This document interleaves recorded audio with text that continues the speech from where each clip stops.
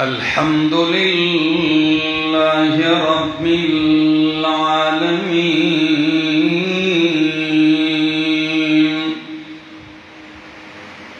والعاقبة للمتقين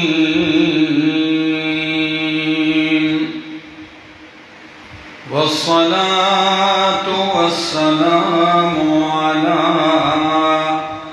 أشرف الأنبياء وإمام المرسلين وعلى آله وأصحابه وأهل بيته أجمعين. أما بعد فأعوذ بالله من الشيطان الرجيم. بسم الله الرحمن الرحيم. قل إنني هداني ربي إلى صراط مستقيم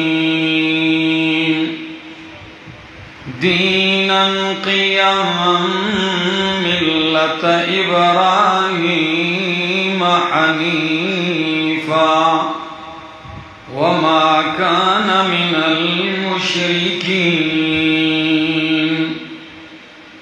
قل إن صلاتي ونسكي ومحياي ومماتي لله رب العالمين لا شريك له وبذلك أمرت وأنا أول المسلمين. وقال تعالى إن إبراهيم كان أمة قانتا لله حنيفا ولم يك من المشركين شاكرا لأنعمه اجتباه وهداه إلى صراط مستقيم وآتيناه في الدنيا حسنة وإنه في الآخرة لمن الصالحين. ثم أوحينا إليك أن اتبع ملة إبراهيم حنيفا وما كان من المشركين. سبحان ربك رب العزة عما يصفون وسلام على المرسلين والحمد لله رب العالمين. انتہائی قابل عزت، قابل احترام، ذی قدر و ذی وقار علماء کرام اور بھیرا کے اس جامعہ علاقہ اور گرد و نواح سے آئے ہوئے میرے معزز مکرم دوستو، السلام علیکم. حافظ محمد انس صاحب نے کافی دن بلکہ کئی مہینے پہلے آج کی اس نشست کے لیے وقت لیا تھا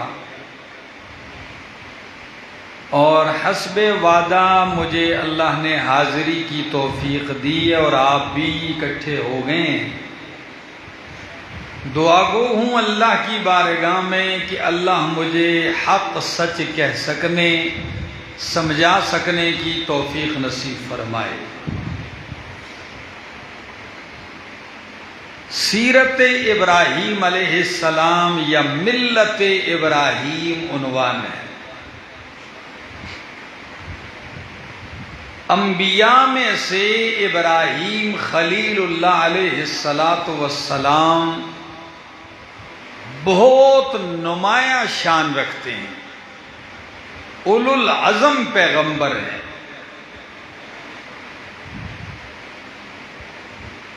ابو الانبیاء سے مشہور ہیں۔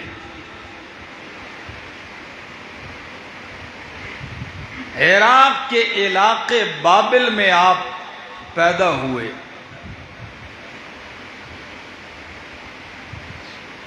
اور قرآن کریم نے ایک مقام نہیں 25 صورتوں میں اپنے پیغمبر ابراہیم کا ذکر کیا۔ کتنی صورتوں میں؟ 25 صورتوں میں ذکر کیا، 63 آیات میں ذکر کیا، 40 مرتبہ نام لیا۔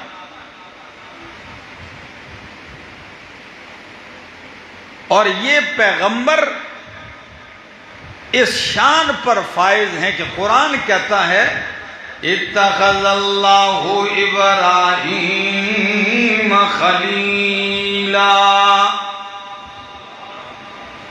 اللہ نے ابراہیم کو خلیل بنایا، دوست بنایا۔ یہ بہت بڑا مرتبہ ہے۔ اور امام بخاری رحمہ اللہ یہ حدیث ذکر کرتے ہیں کہ امام الانبیاء محمد الرسول اللہ صلی اللہ تعالی علیہ وسلم کا فرمان ہے کہ اللہ نے مجھے بھی خلیل بنایا جس طرح ابراہیم علیہ السلام کو خلیل بنایا، میں بھی اللہ کا خلیل ہوں۔ اور ترمذی کی روایت میں آتا ہے کہ میں اللہ کا حبیب ہوں۔ اور میں نے آپ کے سامنے خطبہ میں جو 2 آیتیں پڑھی، 2 مقام قرآن کے پڑھے، بڑی اہمیت ہے۔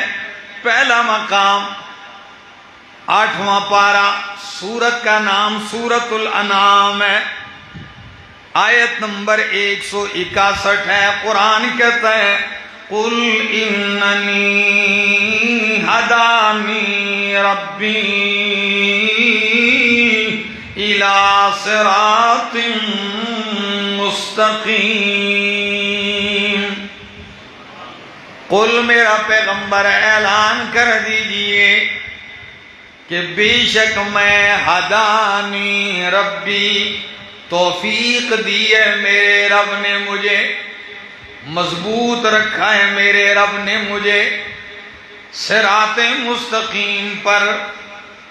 اور وہ صراط مستقیم کیا ہے؟ دیناً قیما ملت ابراہیم حنیفا، دیناً قیما، وہ مضبوط دین ہے، مستحکم دین ہے، حقائق پر مبنی ہے۔ ملت ابراہیم، ابراہیم علیہ السلام کی ملت ہے، یعنی ملت ابراہیم کی بنیاد ہی توحید ہے۔ کیا ہے یہ؟ نہ اس میں زیادہ نرمی ہے اور نہ حد سے زیادہ سختی ہے، یہ بالکل اعتدال پر ہے، یہ دلائل پر ہے۔ یقین کیجئے بحیرہ کے غیور موحدین دوستو، جب بھی اللہ کے خلیل کا تذکرہ پڑھو گے، اگر اولاد کی تربیت کی بات آئے گی تو قرآن خلیل اللہ کا ذکر کرے گا کہ کیسے اپنی اولاد کی تربیت کی۔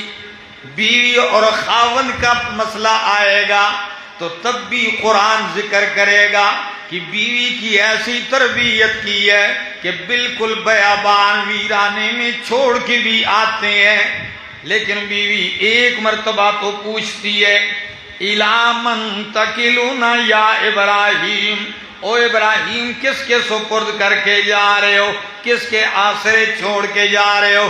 جواب نہیں دیتے۔ آخر میں جب اماں ہاجرہ کہتی ہے اللہ امرکا، او ابراہیم اتنا تو بتاؤ کیا اللہ نے حکم دیا ہے ہمیں اس ویرانے میں چھوڑنے کا؟ تو اللہ کے خلیل نے کہا نعم، سر ہلا کے فرمایا کہ ہاں اللہ نے حکم دیا ہے۔ تو قربان جاؤں اماں ہاجرہ تیری شان پہ کیا پیغمبر کی تربیت کا اثر دیکھیے، کیا کہتی ہے، اذن لا یضیعون اللہ، پھر ابراہیم آپ جائیے، اللہ ہمیں ضائع نہیں کرے گا، اللہ ہمیں ضائع ہونے نہیں دے گا۔ اللہ اکبر۔ اور اولاد کی تربیت کی بات دیکھو گے تو تب بھی اللہ کے خلیل کا تذکرہ میں انشاءاللہ تفصیل کر رہا ہوں، صرف اشارہ دے رہا ہوں۔ اور اگر آپ اللہ کے لیے وطن چھوڑنے کی بات کرو گے تو ہجرت کی بات ہوگی تو اللہ کے خلیل کی سیرت میں آپ کو ضرور نمونے نظر آئیں گے، قوم کو کیسے دعوت دینی ہے۔ اللہ کے خلیل کے مختلف انداز آپ کو قرآن دکھائے گا، باپ کو ایسے دعوت دینی ہے، رعایا کو ایسے دعوت دینی ہے، اور بادشاہ کے محل میں کھڑے ہو کر توحید کی پرچار ایسے کرنی ہے۔ یہ سارے نمونے آپ کو دکھائے گا قرآن۔ ملت ابراہیم حنیفا، حنیفا، ابراہیم علیہ السلام حنیف تھے۔ حنیف کا مطلب کیا ہے؟ یعنی مائل عن کل دین باطل، ہر باطل دین سے مائل ہونے والا، ہر باطل دین سے بیزار ہونے والا، حق اور سچ کی طرف مائل ہونے والا اور حق کے اوپر ڈٹنے والا حنیف ہوتا ہے۔ شرک کے ہر گوشے سے، شرک کے ہر شائبے سے بچ کر توحید پہ آنے والا حنیف ہوتا ہے، یکسو ہوتا ہے، سارے باطل دینوں سے بیزار ہے۔ تو فرمایا حنیفا وما کان من المشرکین۔ قرآن میں اکثر مقامات پہ جب بھی اللہ کے خلیل کا ذکر پڑھو گے یہ دو لفظ آپ کو اکثر ملیں گے، ایک حنیفہ، یہ لفظ آپ کو خلیل اللہ کے ساتھ نظر آئے گا قرآن میں، اور دوسرا لفظ آپ کو یہ بھی ملے گا وما کان من المشرکین، یہ بھی ساتھ میں آئے گا۔ کیوں؟ وجہ یہ ہے کہ مکے کے مشرکین بھی ابراہیمی ہونے کے دعوے دار تھے، یہودی بھی ابراہیمی ہونے کے دعوے دار، عیسائی بھی ابراہیمی ہونے کے دعوے دار تھے، اور مکے والوں کا بھی دعویٰ۔ اندازہ لگاؤ، وہ تثلیث کے قائل ہیں یہودی، پھر بھی کہتے ہیں ہم ابراہیمی ہیں۔ عیسائی اور یہودی عزیر علیہ السلام کو اللہ کا بیٹا مانتے ہیں، پھر بھی کہتے ہیں ہم ابراہیمی ہیں، ملت ابراہیمی پر ہیں۔ مشرکین نے 360 اور 65 بت رکھے ہوئے ہیں کعبۃ اللہ میں، پھر بھی کہتے ہیں ہم کیا ہیں؟ ابراہیمی ہیں۔ قرآن نے اسی لیے فرمایا کہ وہ مشرک نہیں تھے، لم یک من المشرکین، وہ ما کان من المشرکین، وہ مشرکین میں سے نہیں تھے بلکہ وہ موحد تھے۔ اللہ اکبر۔ ادھر یہ فرمایا کہ آپ کو ملت ابراہیم والا راستہ دکھایا گیا، اس پہ آپ کو چلایا گیا۔ آگے فرمایا قل ان صلاتی ونسکی ومحیای ومماتی للہ رب العالمین۔ جب آپ ملت ابراہیم پر ہیں تو پھر اعلان کیجئے، کیا اعلان کیجئے؟ ان صلاتی، میری نماز، ونسکی، میری قربانی، ومحیایا، میرا زندہ رہنا، ومماتی، اور میری موت، میری زندگی اور میری موت، للہ، کس کے لیے ہے؟ زور سے بولو، کس کے لیے؟ اللہ ہی کے لیے۔ میرے شیخ مانا کرتے ہیں نماز سے مراد صرف ایک ہی نماز ہی نہیں، ان صلاتی، میری بدنی عبادتیں، صلات سے مراد بدن کی ساری عبادتیں، میری بدنی عبادتیں للہ اللہ کے لیے، ونسکی اور میری قربانی یعنی میری مالی عبادت، اور مالی عبادتوں کا ایک جز ہے قربانی۔ کیا ہے؟ زکوٰۃ بھی مالی عبادت ہے، صدقہ بھی مالی عبادت ہے، عشر بھی مالی عبادت ہے، اور قربانی بھی مالی عبادت ہے۔ یعنی میں مال والی عبادت بھی صرف اللہ ہی کے لیے کرتا ہوں، بدن کی عبادتیں اللہ ہی کے لیے کرتا ہوں۔ کہاں تک گنواتا جاؤں گا، مختصر کر دیا، فرمایا وَمَحْيَايَ وَمَمَاتِي لِلَّهِ، میرا جینا مرنا کس کے لیے ہے؟ اور آپ بھی چونکہ ملت ابراہیم پر ہو تو رات کو سوتے ہوئے کیا دعا پڑھتے ہو؟ اللہم بسمک اموت واحیا، اللہ میں تیرے ہی نام پہ مرتا ہوں، تیرے ہی نام پہ زندہ ہوتا ہوں، ایسا ہے کہ نہیں؟ تو محیایا ومماتی للہ رب العالمین۔ اور یہ دوسرا مقام میرے سامنے اللہ کا قرآن ہے، سورت کا نام ہے سورۃ النحل، 14واں پارہ آخری صفحہ ہے۔ قرآن کہتا ہے ان ابراہیم کان امۃ قانتا للہ حنیفا۔ میرے والو اس جملے کو سنو گے جھوم جاؤ گے۔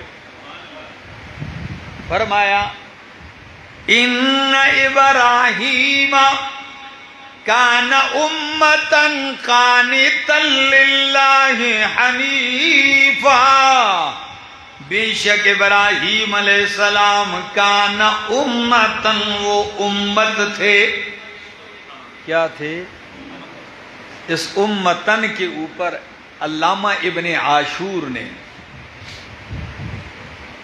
ابن عطیہ نے المحرر الوجیز میں بڑی تفصیل سے بحث کی ہے کہ یہاں امتن کا معنی کیا ہے۔ ذرا اس معنوں پہ غور کیجئے، کیا لفظ استعمال کیا ہے۔ ان ابراہیم کان امۃ قانتا للہ حنیفا، بے شک ابراہیم علیہ السلام کان امتن، حضرت عبداللہ ابن مسعود رضی اللہ تعالیٰ عنہ عجیب معنی کرتے ہیں، کہتے ہیں امتن اے معلما للخیر۔ امتن کا معنی کیا کرتے ہیں؟ معلما للخیر، یعنی ابراہیم علیہ السلام معلم خیر تھے، خیر کی تعلیم دینے والے تھے۔ اور اگر یہ معنی کرو گے اور پھر قرآن کا مطالعہ کرو گے تو آپ کو واقعی پتہ چل جائے گا کہ اللہ کا خلیل ایسا معلم تھا۔ کیا تعلیم کا انداز ہے؟ ذرا باپ کے سامنے کھڑے ہو کر باپ کو تعلیم دیتے ہیں، کیا انداز ہے؟ قوم کے سامنے کھڑے ہوتے ہیں، رات کا اندھیرا ہے، چاند نکلتا ہے، ستارے نکلتے ہیں، کس طرح ستارہ پرست کواکب پرستوں کیوں کہ بیچ میں کھڑے ہو کر ان کے ایک ایک الہ کو رد کرتے جا رہے ہیں۔ جب دیکھا ستارہ چمک رہا، کہا یہ میرا رب ہے، یعنی سارے اسی کو رب مانتے تو میں اس کو رب مان لوں، تھوڑا انتظار کرو۔ جب دیکھا صبح ہوتے ہی وہ ماند پڑھتے پڑھتے پڑھتے بالکل ہی غائب ہو گیا۔ فرمایا جس کے اوپر ایک رات میں اتنے تغیر آ جائیں جو اپنے وجود کو برقرار نہ رکھ سکے وہ الہ نہیں ہو سکتا۔ اگلی رات جب چاند نکلتا ہے، میں یہ رب ہے، یہ چمکار مار رہا ہے، چاندنی چمک رہی، یہ ہے جی ہاں۔ لیکن جب چاند بھی غائب ہو گیا، چھپ گیا، صبح نظر نہ آیا، فرمایا میں ایسے چھپ جانے والوں کو پسند نہیں کرتا۔ سورج دیکھا جب چمک رہا ہے، جان کو تابانی دے رہا ہے. فرمایا یہ میرا رب ہے اور یہ بڑا رب ہے. نے کہا جی ہاں یہی تو رب ہے. لیکن جب وہ بھی غروب ہو گیا، فرمایا جو اپنی وجود کو برقرار نہ رکھ سکے، جس پہ عروج آئے اور عروج کے بعد زوال آتے آتے بالکل ہی زوال پذیر ہو جائے، وہ الہ ہو سکتا. کتنا پیارا انداز ہے، کتنا خوبصورت انداز ہے سمجھانے کا. یہ قوم کو سمجھانے کا انداز ہے. اور کبھی کبھی میں آتا ہوں انشاءاللہ اس کی تفصیل کر رہا ہوں.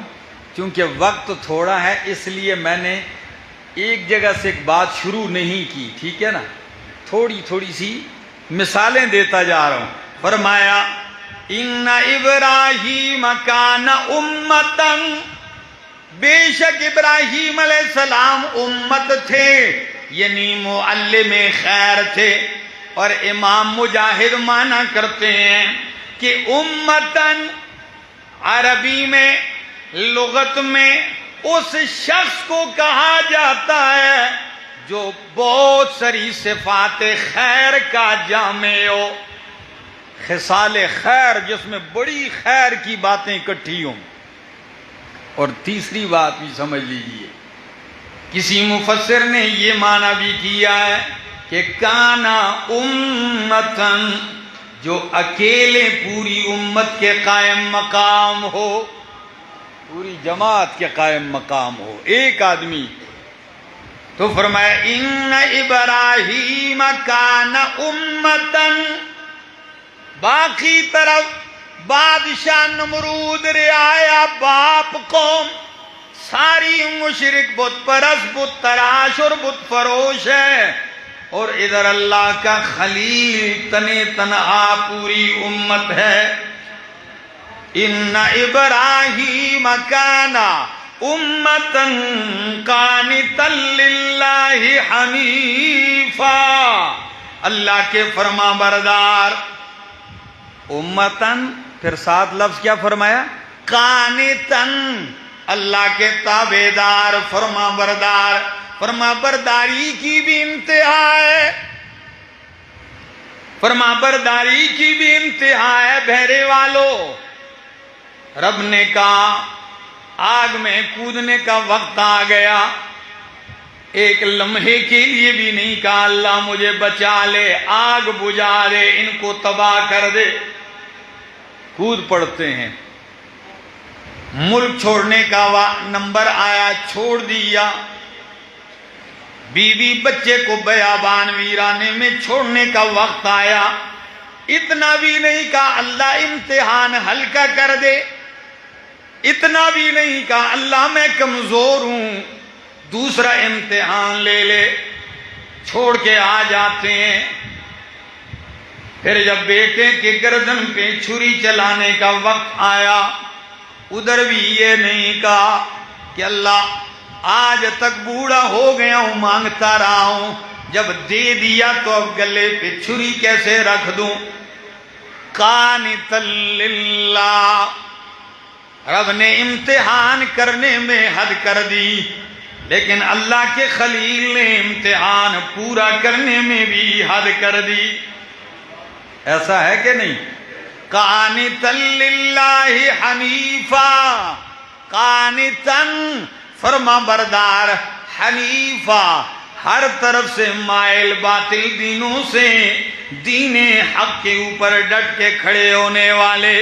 فرمایا وَلَمْ يَكُ مِنَ الْمُشْرِكِينَ شَاكِرًا لِأَنْعُمِهِ، اللہ کی نعمتوں کے شکر گزار ہے. ایک بھٹی سے امتحان کے نکلتے ہیں، دوسری اس سے سخت، تیسری اس سے سخت، چوتھی اس سے سخت ہے. لیکن ان ساری تکلیفوں میں اللہ فرماتے ہیں شاکرن. کیسے تھے؟ شاکرن، شکر گزار تھے. اور صرف ہمارے ہاں تو ہماری تو عادت عجیب بن چکی ہے لوگوں کی، ہمارے ہر جملے میں ناشکری ہے. کیا حال ہے؟ کچھ حال نہیں. مفتی صاحب ہمارے لوگوں کا مزاج ہے، کسی سے پوچھو کیا حال ہے، کچھ حال نہیں، تو کسی سے تو یہ بھی پوچھو کیا حال ہے، کہتے ہیں حال خراب ہے. جی حال خراب ہے. کئی لوگوں سے میں پوچھتا ہوں کیا بس گزار رہی ہے. یعنی الحمدللہ کہنا اللہ کا کرم ہے، مالک کا فضل ہے، مالک کا احسان ہے، یہ جملہ زبانوں پہ نہیں آتا. اس کا احساس اس وقت بندے کو ہوتا ہے جب نعمت چھن جاتی ہے، پھر پتہ چلتا ہے کہ میں کتنی بڑی نعمتوں میں تھا. کسی عالم نے کسی ہاتھ کٹے ہوئے شخص کو دیکھا، ہاتھ بھی کٹے ہوئے، پاؤں بھی کٹے ہوئے، نظر بھی نہیں، آنکھوں کی بینائی بھی کوئی نہیں. اب آپ سے پوچھتا ہوں بھیرے والوں، ہاتھ بھی کٹے ہوں، پاؤں بھی کٹے ہوں، تو وہ ایک رولر سر تو ہوگا، پہیہ ہی ہوگا ایسے زمین میں الٹتے پلٹتے جا رہا ہے، اور ساتھ ایک زبان سے ایک نعرہ لگا رہا ہے، اپنے مالک سے التجا کر رہا ہے. وہ کیا ہے؟ کہتا ہے اللہ مجھے ان نعمتوں کا شکر ادا کرنے کی توفیق دے جو نعمتیں تو نے مجھ پر کی ہے. اللہ مجھے ان نعمتوں کے شکر ادا کرنے کی اللہ توفیق دے دے جو نعمتیں تو نے مجھ پر کی ہیں. اس اللہ والے نے پوچھ لیا کہ او اللہ کے بندے، نظر تیری نہیں ہے، ہاتھ تیرے کٹے ہوئے ہیں، پاؤں تیرے کٹے ہوئے ہیں، گرد آلود ہو کے زمین پہ رینگتا ہوا جا رہا ہے، کون سی نعمت ہے جس کی شکر کی توفیق مانگ رہا ہے؟ میرے والو جواب سمجھ میں آ جائے تو کہہ دینا سبحان اللہ. پتہ ہے کیا کہا اس معذور نے؟ کہتا ہے اللہ کے بندے تجھے نظر نہیں آ رہا، میرے کٹے ہوئے ٹوٹے پوٹے ہوئے بدن میں اللہ نے مجھے صبر کرنے والا دل دیا ہے، ذکر کرنے والی زبان دی ہے. کیا تجھے یہ نعمت نظر نہیں آ رہی مجھ پر؟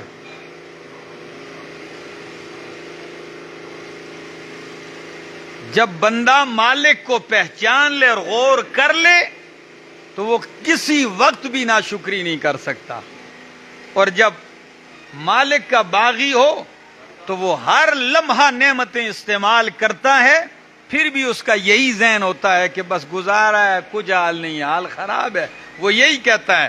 تو اللہ نے خلیل اللہ کے بارے میں فرمایا شاکر لانعمہ، اللہ کی نعمتوں کے شکر گزار تھے.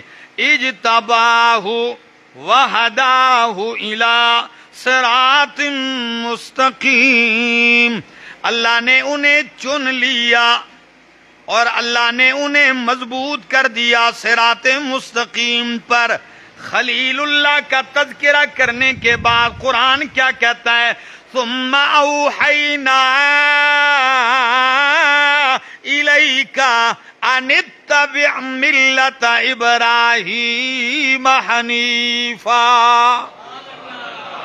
میرا پیغمبر پھر ہم نے آپ کی طرف وحی کی ہے، کس بات کی؟ ان اتبع ملت ابراہیم حنیفا، کہ تو بھی ملت ابراہیم کی کیا کر؟ پیروی کر، اتباع کر.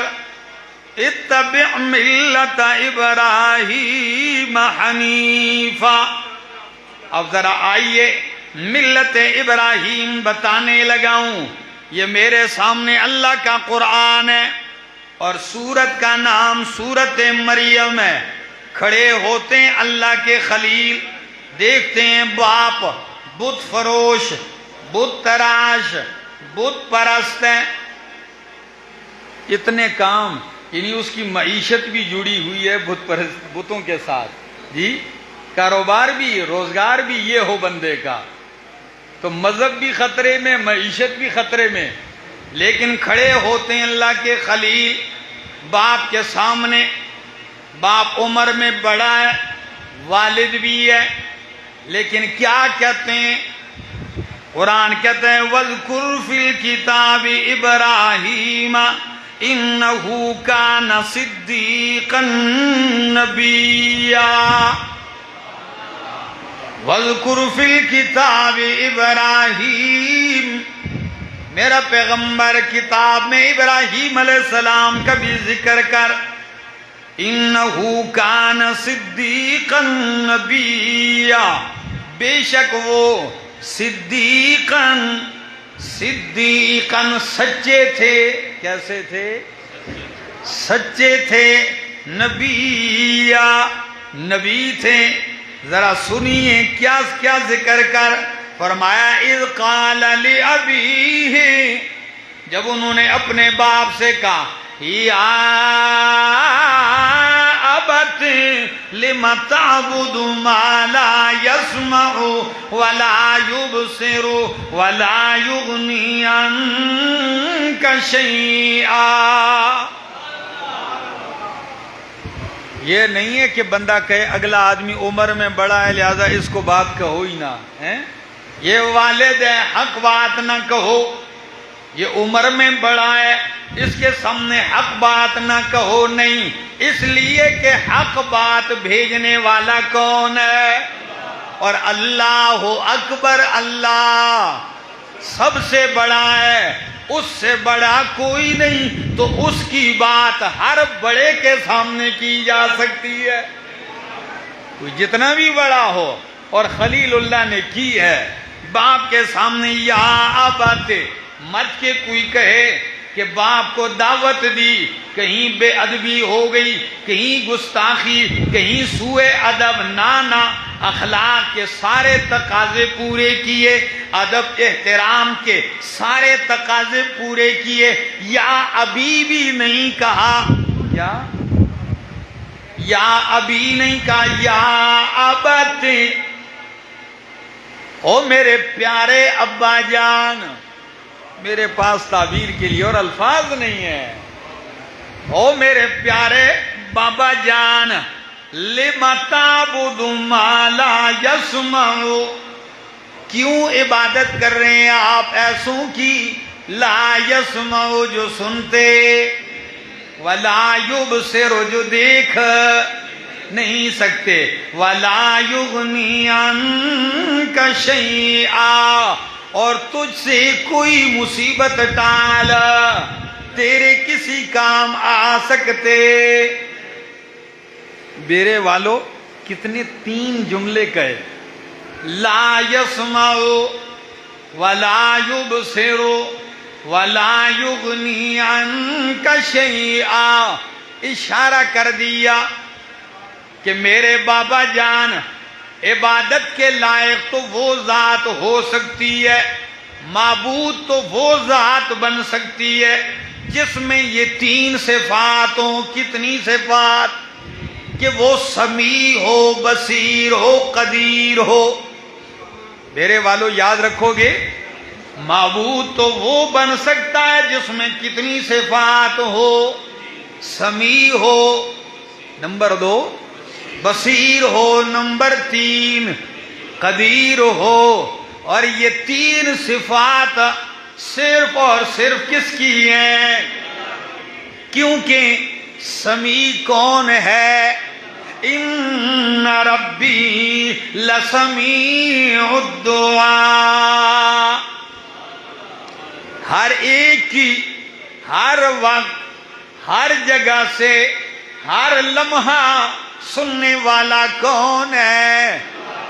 ہاں، انہو هو السمیع البصیر. دوسری صفت جو بصیر ہو، ہر ایک کو ہر جگہ ہر وقت ہر لمحہ دیکھ رہا ہو. اور یہ صفت کس کی ہے؟ ہاں، کوئی مخلوق ہر جگہ ہر ایک کو ہر وقت ہر کسی کو دیکھ سکتی کوئی مخلوق ایسی نہیں ہے. یہ صرف کس کی صفت ہے؟ بصیر اللہ. اور تیسری قدیر، کہ ہر چیز پہ قادر ہو. تو بھیرے والوں، ہر چیز پہ قدیر اور قدرت والی ذات کس کی ہے؟ تو قرآن کہتا ہے ان اللہ علی کل شیء قدیر، اللہ ہر چیز پر قادر ہے۔ فرمایا انما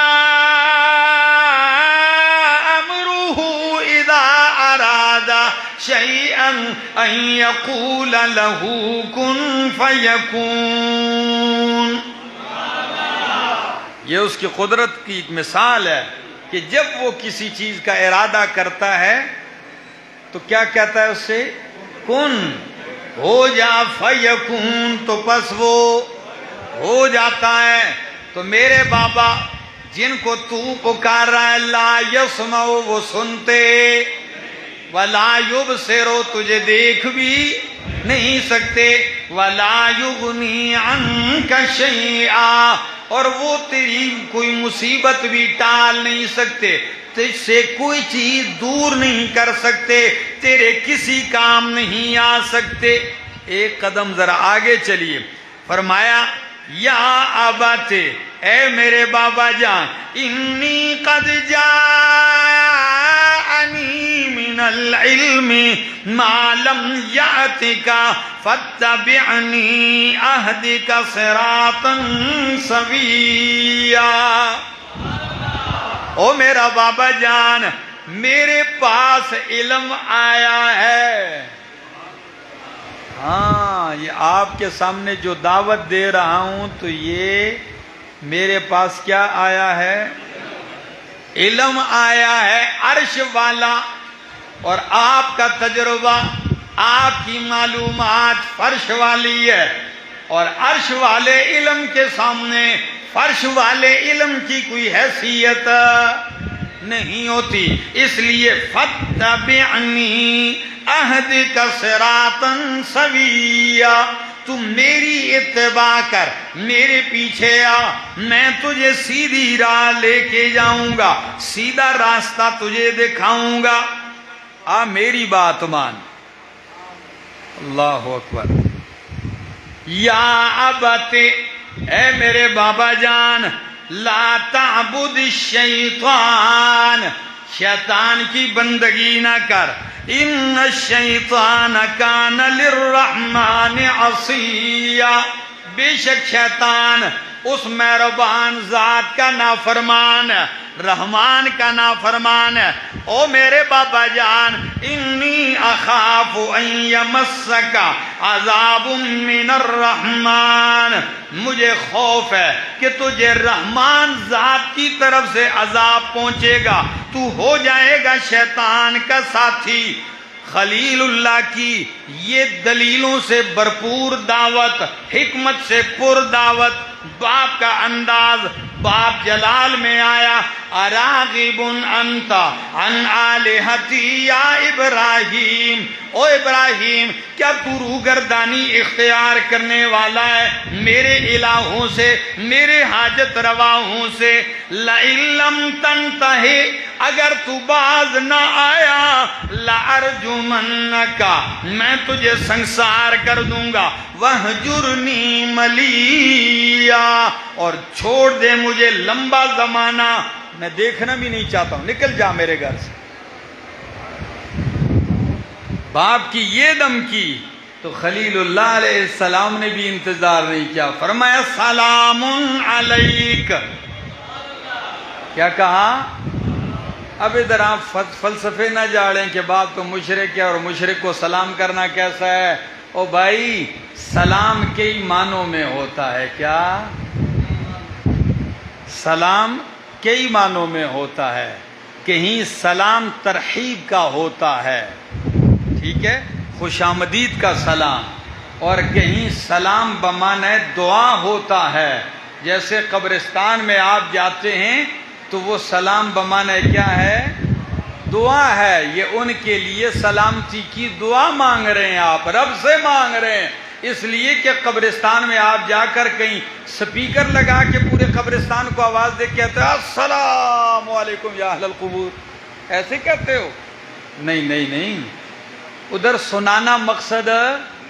آپ نماز میں بھی تو سلام پھیرتے ہیں، السلام علیکم ورحمۃ اللہ، السلام، آہستہ پڑھتے ہو، تو کیا یہ پوری صف آپ کا سلام سنتی ہے دائیں بائیں؟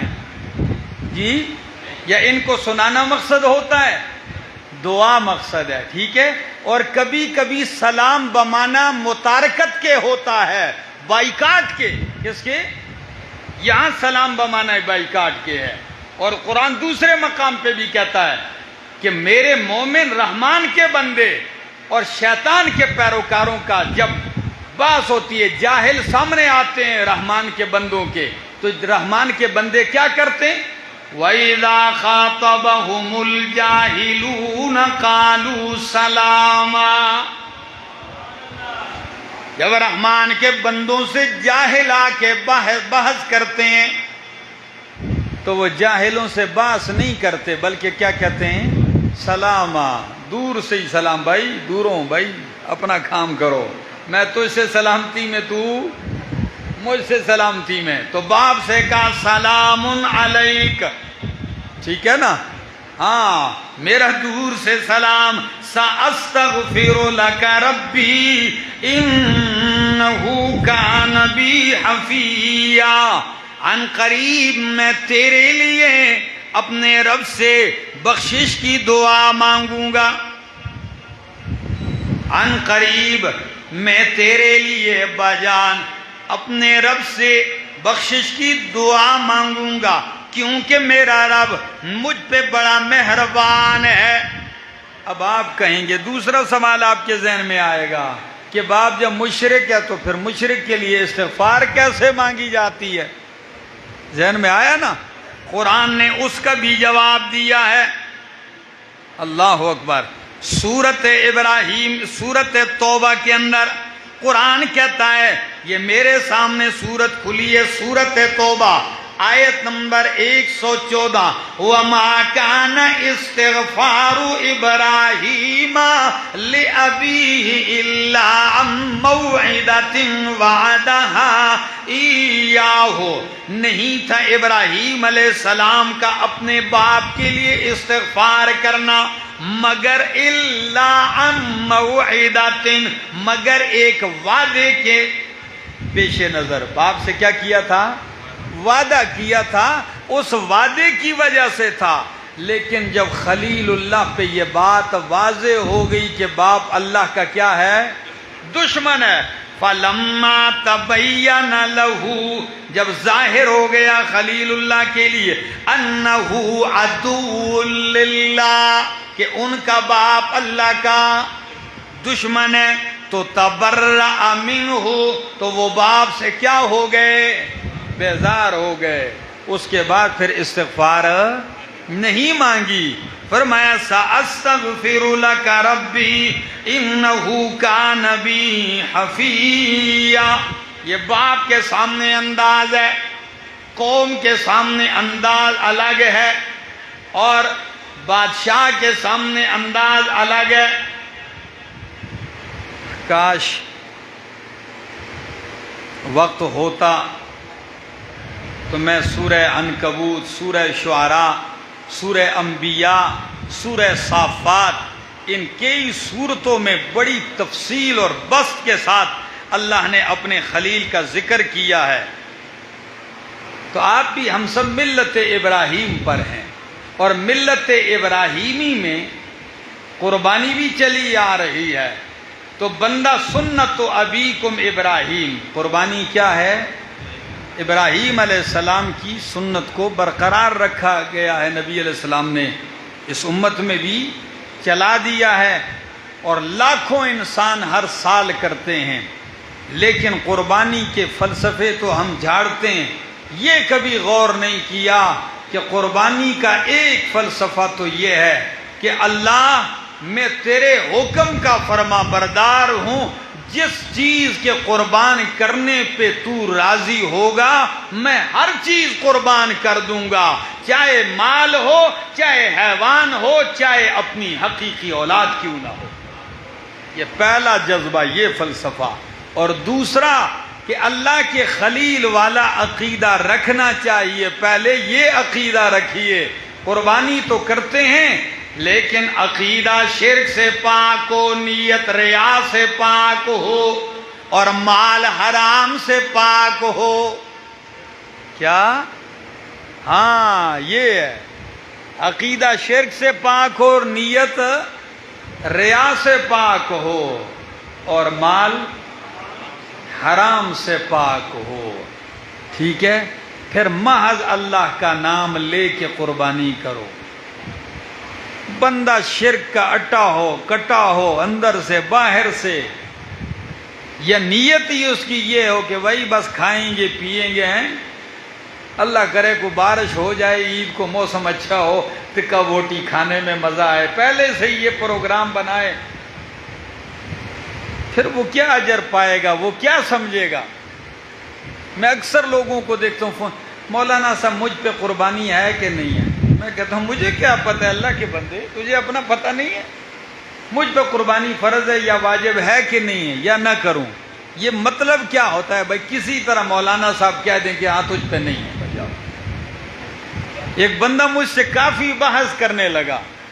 میں نے کہا بھائی آپ پہ ہو سکتی ہے، جب آپ صاحب نصاب ہیں تو آپ پہ قربانی ہے، یہ ہے وہ ہے. تو میں نے کہا بھائی اگر میری طرف سے جان چھوٹتی ہے تو سب کو معاف ہے، جاؤ یار، ہماری طرف سے تو چھوٹ نہیں ہے، یہ تو دین کا مسئلہ ہے. تو ملت ابراہیم کو سمجھیے، اور ملت ابراہیم کی بنیاد توحید پر ہے. کس پر ہے؟ توحید پر ہے. یہ اصل الاصول ہے. اللہ ہمیں توحید سمجھنے کی، اس پر عمل پیرا ہونے کی اور اسے آگے بیان کر سکنے کی توفیق نصیب فرمائے، اور اسی پہ اللہ ہم سب کو خاتمہ نصیب فرمائے. آخر دعوانا ان الحمدللہ رب العالمین.